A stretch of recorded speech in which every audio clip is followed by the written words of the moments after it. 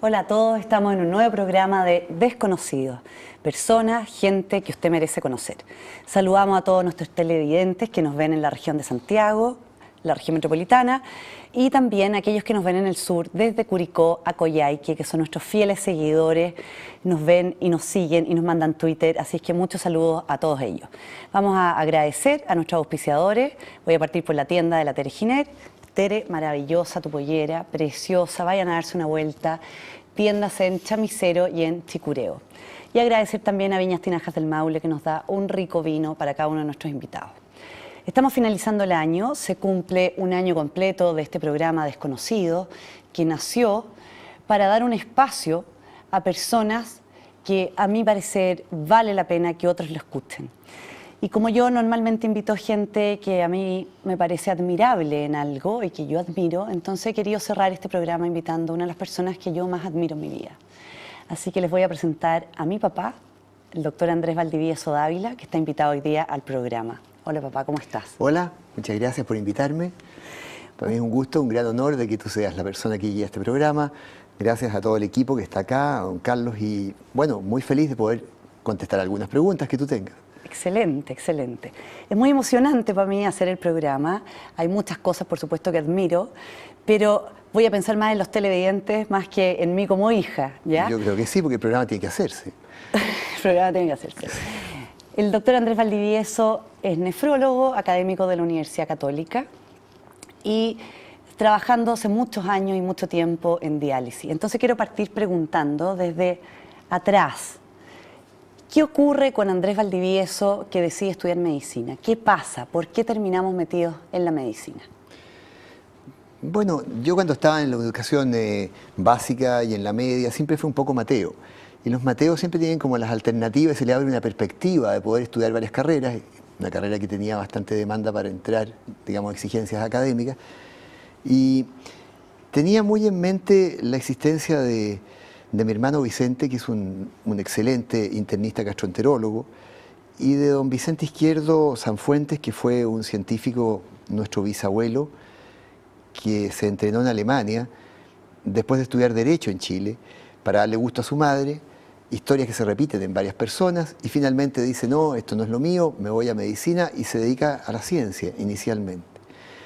La historia de Vicente Izquierdo, la existencia de médicos como mi hermano, en la familia fueron despertando en mí la curiosidad por la ciencia, más que por el arte médico, porque nunca fui muy diestro para ser cirujano u obstetra, pero la curiosidad por la ciencia de todas maneras. También por ahí, por octavo básico, me llamó mucho la atención cómo cuando ponías glóbulos rojos en agua destilada se hinchaban y cuando estaban con agua llena de sal se deshinchaban. En octavo básico, perdón. Sí, octavo básico, sí. Experimentos que hacíamos en el colegio. ¿En qué colegio hacían eso? En el Liceo Alemán de Santiago. Rojos. Muy honor. Yeah. El colegio se llamaba Liceo Alemán y se llama todavía Liceo Alemán. Y teníamos un excelente profesor de biología que nos hacía experimentos y nos hacía pensar qué podía estar pasando. Pasan los años y cuando ya uno va en tercero, cuarto medio, en este caso en el Verbo Divino, que me cambié de colegio, comienza a despertar la inquietud por servir. Y cuando uno ya entra a la universidad se da cuenta que en realidad, junto a que es ciencia, junto a que es un arte y una técnica, la medicina es primariamente una vocación de servicio. Y ahí es donde uno se encuentra con la decisión de te metes a la ciencia pura nomás o te vas a ver pacientes y ayudarlos y a acompañarlos y a consolarlos y a explicarles lo que le pasa, a tratar de mejorar la salud de una comunidad, o sea, a servir, en buenas cuentas, a servir. Debo confesar que servir es en realidad una finalidad de cualquier ser humano y es casi la razón de ser de nuestra existencia, mirado de una perspectiva filosófica o teológica. Pero servir no es una cosa que le brote a uno espontáneamente. Uno es espontánea y naturalmente egoísta, uno se ama a sí mismo. Entonces tiene que desprenderse un poco de sí mismo para empezar de verdad a ser útil. Pero para servir siendo útil hay que prepararse. Y ahí está la ciencia, ahí está el arte. Así que eso. ¿Cuántos años de médico lleva? Yo llevo de médico como 45, yo creo. algo así. 45. Y después de medicina, entonces, decides especializarte en medicina interna. Y después de eso, en nefrología, para que la gente entienda, nefrología tiene que ver con los temas del riñón. Claro. ¿De dónde nace eso? ¿Para dónde? ¿Por qué hacia allá? Eso nació principalmente porque a mí me gustaba estudiar. Y los internistas son estudiosos, como Mateo. ¿Sí?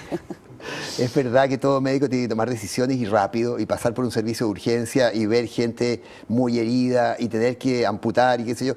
Es parte del entrenamiento de todo médico. Y a todo médico le recomiendo meterse a trabajar en un servicio de urgencia, que puede ser una cosa feroz. Sin embargo, siempre me fascinó tratar de entender por qué las cosas son como son. ¿Cuál es el sentido de las cosas? Más que la resolución práctica. Ambas son importantes, pero la resolución práctica pero lo que te la hacen era miles de personas. Y a mí me gustaba darle una racionalidad a los actos que uno hace. Que las cosas que uno hace tengan una base científica y no sean nada más que una experiencia un poco al lote. Y eso se consigue mejor en el mundo de la medicina interna.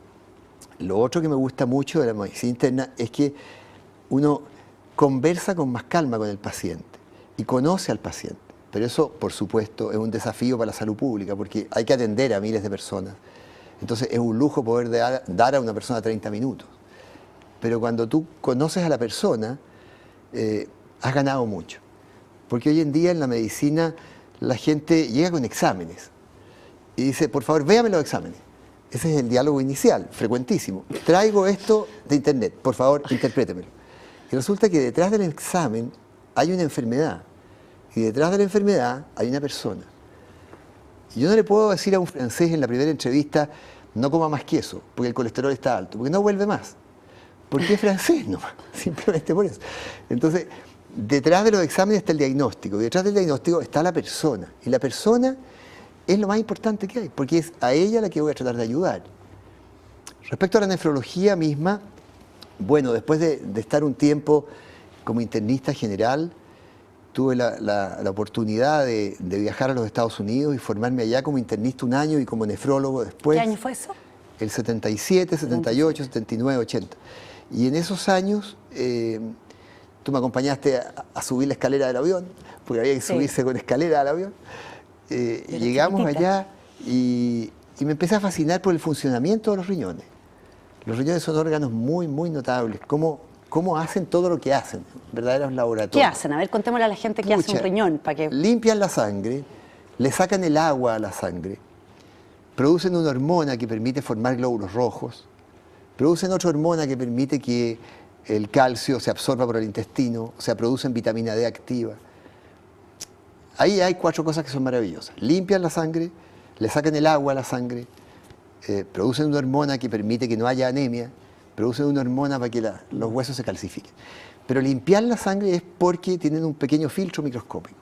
Nuestros riñones están llenos de pequeños filtros microscópicos que evolucionaron desde... Eso. Los glomérulos, claro. Aparecen en los peces, los glomérulos, en la evolución, claro. Aparecen en los peces. Y después siguen en los anfibios, en los reptiles, en las aves y en los mamíferos. Cada vez más perfeccionados. Y además le sacan el agua a la sangre porque filtran. ¿Qué tiene de especial o distinto, dirías tú, un paciente para un nefrólogo? O sea, un paciente que requiere, por ejemplo, diálisis y que se dializa todas las semanas versus un paciente de otro tipo de medicina interna que podría ser un cardiópata o alguien que lo puede ver un gastroenterólogo. ¿Tiene algo especial ese paciente? Tiene muchas cosas especiales. En primer lugar, la diálisis imita al riñón humano. Es una maravillosa técnica, extraordinaria, realmente extraordinaria, pero es una imitación imperfecta del riñón humano. Como el riñón humano no sale de vacaciones, estoy todo el tiempo limpiando mi sangre y cuando lo pierdo mis 2 riñones, tengo que limpiar la sangre en diálisis, pero no puedo dializar en forma continua a un ser humano todavía. Se va a poder. ¿Crees que se va a poder? Sí. Sí, se va a poder colocando debajo de la piel un montón de estructuras que filtren los capilares sanguíneos. Porque así como hay, no sé, bombas de insulina que están sensando hoy en día y inyectan la insulina necesaria. Se va a poder y va acercándose el momento en que eso se va a poder. Pero como no se la puede tecnología todavía, hoy en día aún no. Aún no. Ya. Entonces, A las personas, por razones de tipo práctico, que tienen que ver con la disponibilidad de máquinas, con el número de pacientes disponibles, etcétera, se les limpia la sangre 12 horas semanales. 12 horas semanales. Pero una semana tiene aproximadamente, creo que 168 horas, ¿o no? Sí, no sé, tenemos que hacer el cálculo. Claro. 24 por 7. 24 por 7. Entonces, nosotros le limpiamos la sangre 12 horas, que es menos del 10% del tiempo, y la persona no se muere. Y se le saca el agua durante, entonces, 4 horas los lunes, 4 horas los miércoles, 4 horas los viernes. Dura más o menos 4 horas. Sí. Una diálisis. Porque Esta con es los una filtros que hemodiálisis, hay- la que se hace por sangre. Así es. Existe otra forma de diálisis que es continua nocturna y que se consigue colocando un catéter en la cavidad abdominal, colocando un líquido a la cavidad abdominal, y ese líquido equilibra las impurezas de la sangre, y las impurezas pasan de la sangre a ese líquido. Y el líquido entra y sale en distintos ciclos. Que va limpiando de esa forma Este durante la procedimiento noche. se llama diálisis peritoneal. Esa es la que se usa más en los niños en general, ¿o no? En los niños siempre se usa eso primero, porque Ya. los niños no disponen de vasos sanguíneos suficientemente grandes para poder limpiarles la sangre con más facilidad. Y un paciente, por ejemplo, porque tengo entendido que la diálisis está dentro del auge, ¿sí? Así es, está Ya. dentro del auge y Por- del GES. Y del GES, por lo tanto, en teoría todo chileno debiera poder acceder a diálisis. Eso es verdadero. Todo chileno tiene derecho a acceder a diálisis, Acceder a salvo diálisis. Ya. que un comité de ética, después de una discusión cuidadosa con el paciente o con la familia, decida que la terapia es desproporcionada para él. Ya. ¿Y Pero qué eso es todavía bastante excepcional. ¿Qué hace, por ejemplo, un paciente que vive en Achao, o que vive en Calbuco, o que vive en Putre? ¿Dónde se dializa ese paciente? Los ¿Tiene que pacientes que viajar viven en Achao a se Puerto Montt, dializan- por ejemplo, de Calbuco a se Puerto Montt? dializan en Castro. Ya. Pero Achao es un pueblito que está ubicado en la isla de Quinchao y tiene que cruzar a Dalcahue. Eso ya no es tan simple. Bueno, tiene que cruzar porque no hay un puente. No, claro, por eso. Y de Dalcahue tiene que tomar un bus o un auto que lo lleve a Castro, donde está el centro de diálisis. Ya. O sea, Pero hoy en día, con la cantidad de pavimento Ya. que hay en Chile, con la cantidad de caminos perpendiculares a la ruta principal, no hay casi nadie que no tenga la opción de dializarse. Esto no quiere decir que vivir en diálisis sea simple. Estoy poniendo toda la maravilla que pero por es lo la menos diálisis. todos los chilenos tenemos acceso. ¿Y este acceso es en forma gratuita por el GES? ¿O va a depender de la previsión El de cada acceso persona? de las personas es por el auge o por el GES. Cuando se trata de la alternativa GES es porque la persona tiene un seguro de salud en un ISAPRE. Cuando se trata de auge es porque Perfecto. tiene un seguro de salud que se llama FONASA. Zonas. Las personas que están en FONASA o en GES tienen que pagar pequeñas diferencias con respecto al costo total, dependiendo de cuál sea básicamente el programa. Pero lo que pagan es bastante poco y se dializa todas las personas. Es tan democrático como estar en la galería del Estadio Nacional. Ya. Qué bien. ¿Desde cuándo es esto? Bueno, desde 1985. Ah, hace bastante tiempo. Costó ya. mucho incorporar esta patología porque era muy cara, es cara. La diálisis que se hace en el país hoy en día tiene un costo de alrededor de 600.000 pesos. ¿Por paciente? ¿O por vez que mes, se dializa? Por ¿O mes, por mes.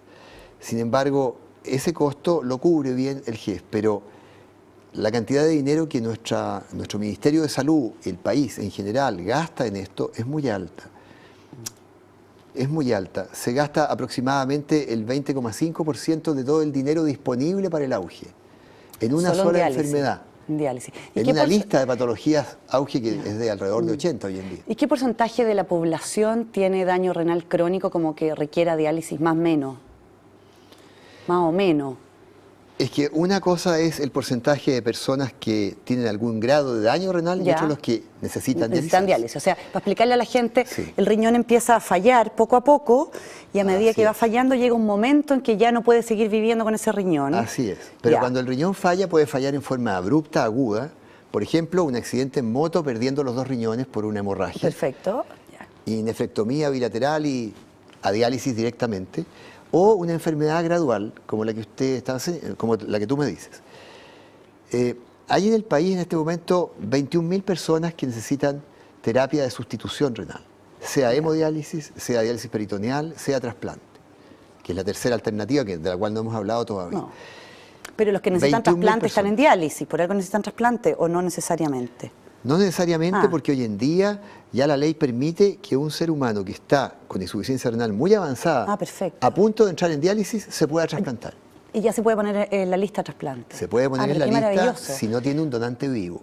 O sea, y se no pone en la necesito... lista para recibir un donante en muerte encefálica. Ya. No necesito entonces estar en diálisis para poder ponerme a la lista. No, no necesita estar en diálisis para ponerse en la lista. Eso es un avance muy grande. Es un avance. Sin embargo, la gran mayoría de las personas tiene que pasar por diálisis primero. Sí. Porque no es tan simple encontrar un donante o tener la suerte de encontrar un sujeto en muerte encefálica en la lista que coincida inmunológicamente contigo y te puedas inmediatamente para trasplantar. poder hacer el trasplante. ¿Y crees tu papá que tiene que ver el hecho de que tú tengas un solo riñón, que te hayas dedicado a esto? Sí, yo creo que puede tener que ver. Pero tendríamos que preguntarle a Freud, porque realmente no lo sé. Porque puede tener que ver porque, a ver, lo que sí tiene que ver es que como internista yo tenía un panorama bastante amplio de alternativas para una especialidad derivada de la medicina interna. Vamos a contarle a la gente que la medicina interna no es lo mismo que la medicina general. El médico internista es aquel que estudia 3 años, algunas partes, como la medicina profunda, pero después se subdivide en cardiología, gastroenterología, nefrología, reumatología, ¿viene de ahí también o no? ¿Pasan por medicina interna? Sí, claro, también. Etcétera. En la medicina del adulto. La medicina del adulto y del adolescente mayor se incorpora en la medicina interna. Pero ahí yo tenía la opción de, bueno, ser cardiólogo, ser reumatólogo, ser infectólogo, ser endocrinólogo, ser respirólogo. Y me fascinó el funcionamiento del riñón normal. Más que tratar de comprender la patogenia de la falla del riñón, sino que el funcionamiento del riñón normal. Y luego uno va derivando a entender los mecanismos que conducen a las enfermedades renales.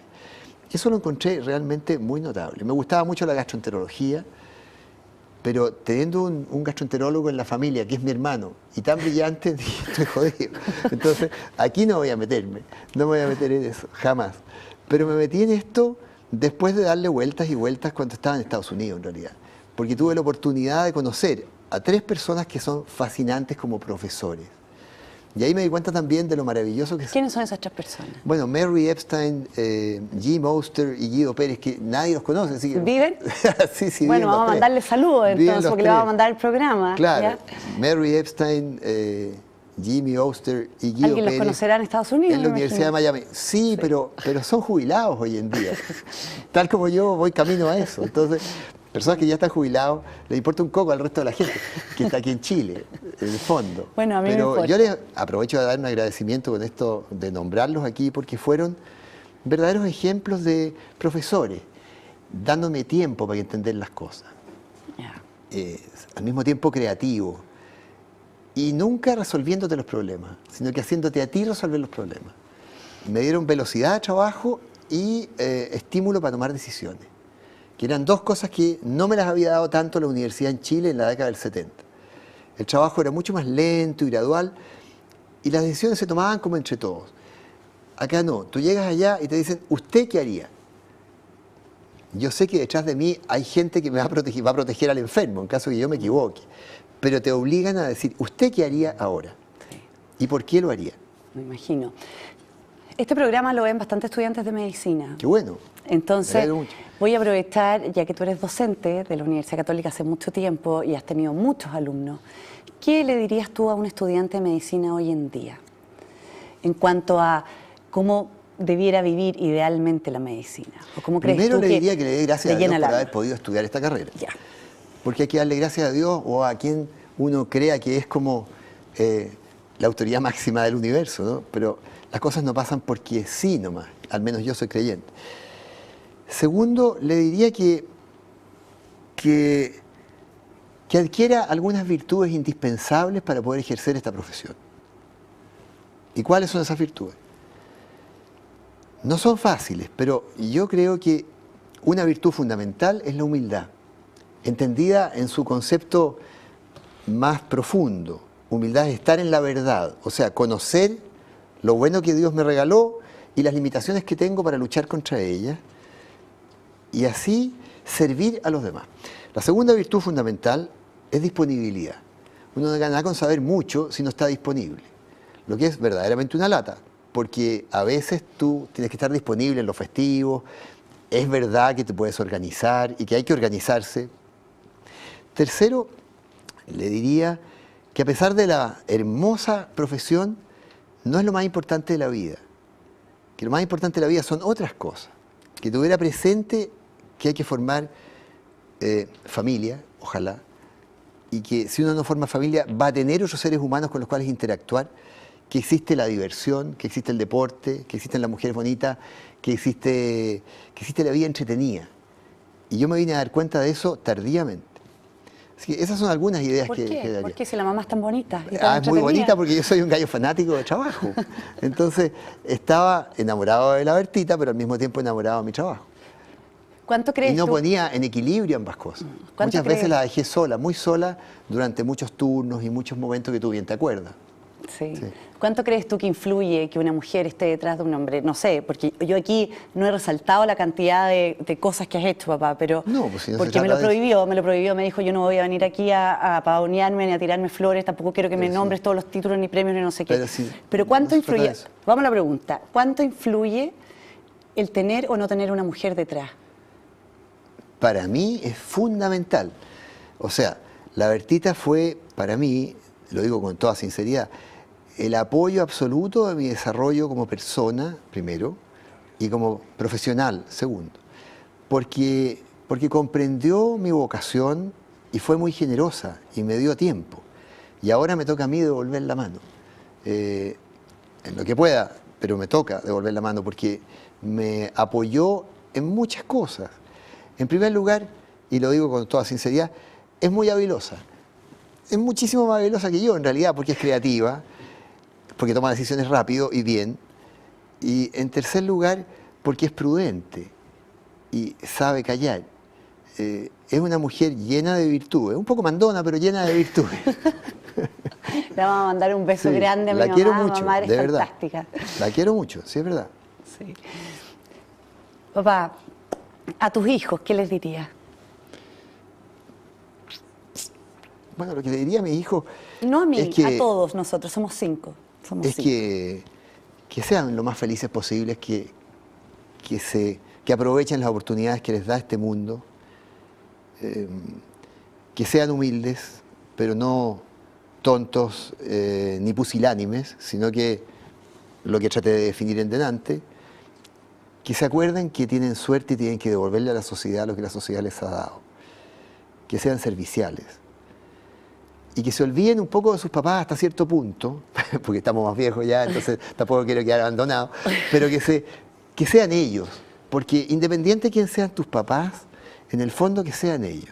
Y lo más importante es que cuando se acerque la vejez de ellos, se acuerden que probablemente, como dice San Juan de la Cruz, nos van a preguntar no qué título ganaste, o cuántos premios ganaste, o qué honores ganaste, sino que cuánto serviste, cuánto amaste.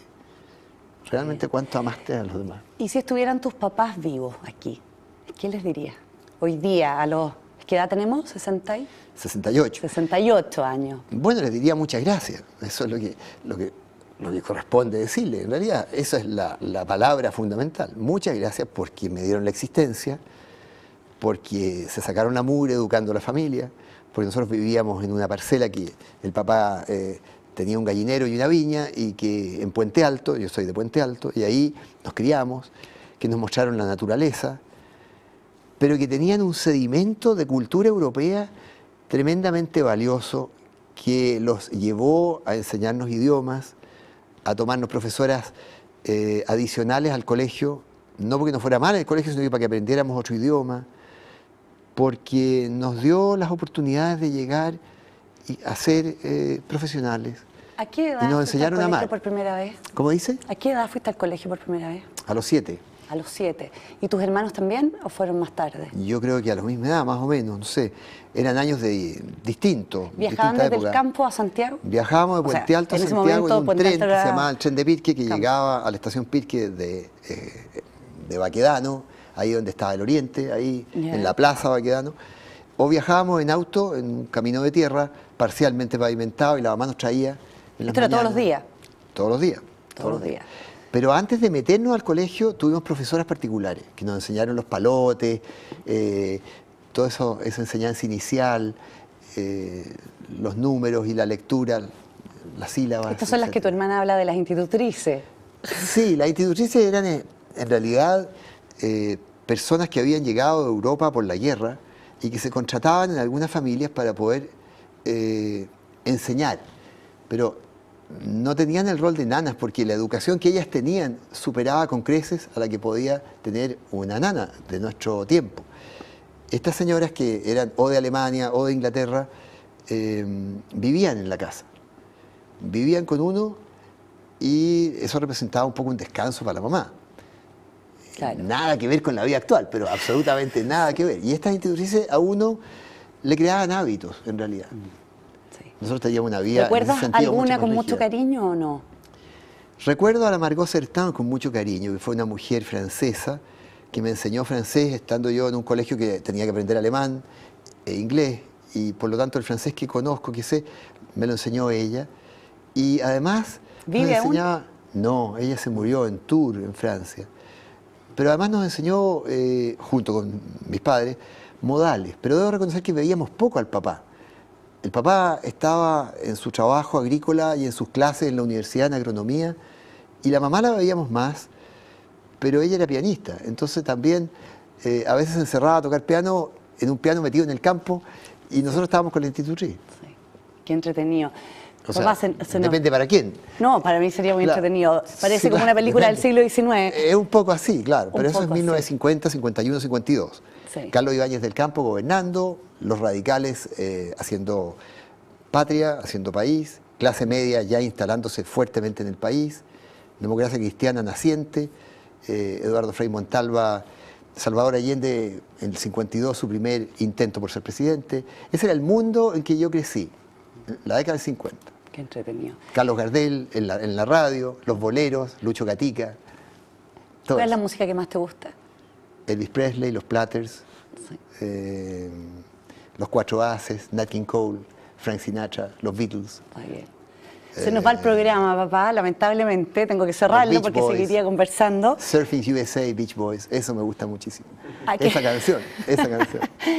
Los que hayan visto el programa entenderán entonces por qué invité a mi papá para cerrar este año, por qué lo admiro, porque la verdad es que mientras más te escucho, además que es un gran conversador, así que podríamos estar aquí mucho rato. Papá, para cerrar el programa, mándale un mensaje a tu señora y a tus hijos. A ver, aprovechemos, yo voy a aprovechar aquí. No sé hacia dónde. Para allá. Bueno, Bertita, tú me conoces demasiado, te quiero mucho, estoy muy agradecido de la familia que formamos. A cada uno de mis hijos y mis nietos les mando un gran abrazo, pero también a la familia tuya, la familia Undurraga, que es una gran familia de una generosidad extraordinaria, y a la mía, a mi hermano Vicente, a la Adriana, a mis cuñados y cuñadas, a cada uno que Dios me ha permitido conocer. Y eso es todo, muchas gracias. Muchas gracias, papá, por estar aquí. Nosotros nos encontramos en otro programa de Desconocido. Agradecemos a Viñas Tinajas del Maule, que nos da un rico vino para nuestro invitado, y a tienda Tere Giner. Tere, maravillosa, tu pollera. Obviamente para el año nuevo me la pongo, ¿ya? Muchas gracias, nos vemos en otro programa. Chao.